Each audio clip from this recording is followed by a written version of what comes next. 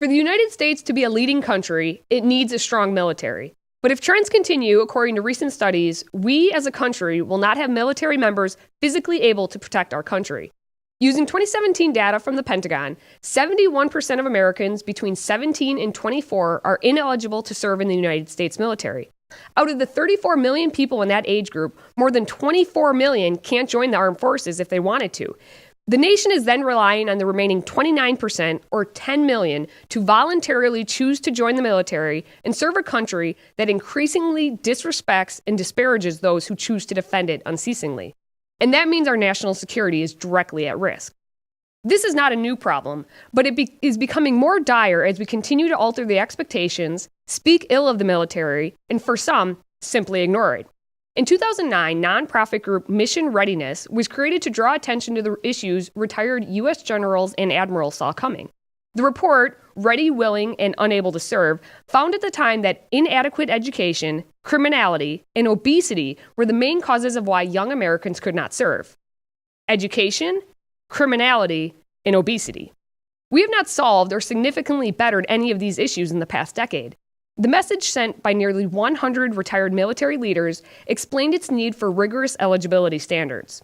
The letter states, "The best aircraft, ships, and satellite-guided weaponry alone will not be enough to keep our country strong. To ensure a strong, capable fighting force for the future, America's youth must succeed academically, graduate from high school, be fit, and obey the law."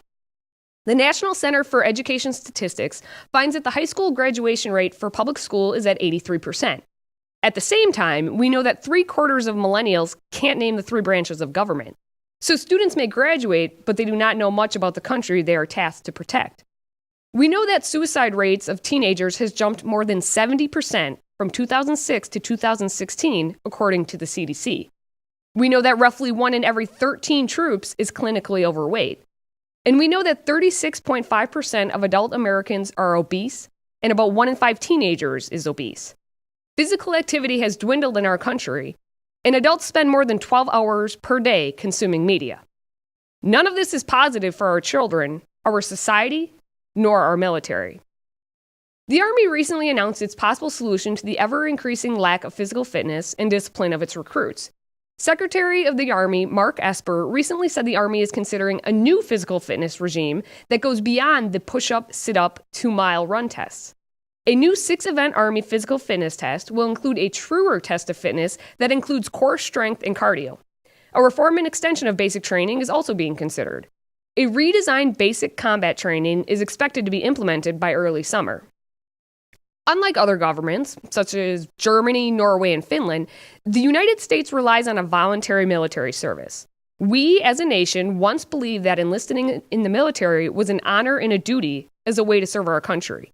In 2013, at the 40th anniversary of the Army being an all-volunteer force, after the elimination of the draft in 1973 under President Nixon, Major General Thomas C. Siemens said it best. "Everybody in the Army wants to be in the Army. Everyone's volunteered to come in and be a part of something bigger than themselves." If we are to thrive as a nation, we must get back to this mindset. Until next time, stay healthy, America.